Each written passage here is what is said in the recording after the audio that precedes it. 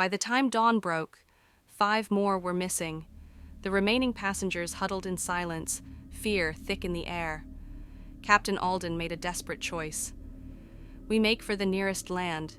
If this thing wants to kill us, it'll have to do it on solid ground. The ship turned east, cutting through the waves with renewed urgency. But the vampire would not let them go so easily. That night, a storm rolled in, waves thrashing against the hull. The ship groaned under nature's fury, but the greater danger came from within.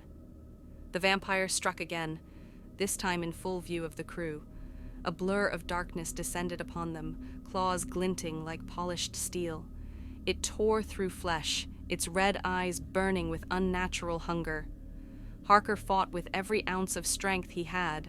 A silver dagger in his grip, he lunged at the creature. It hissed, moving faster than the eye could track, but Harker was relentless. Steel met flesh. The vampire recoiled, wounded but far from defeated. Then, in the chaos, Captain Alden fell. The creature pounced upon him, sinking its fangs into his throat. His body shuddered, his eyes rolling back as the life drained from him. The ship was leaderless. A final, desperate act was needed.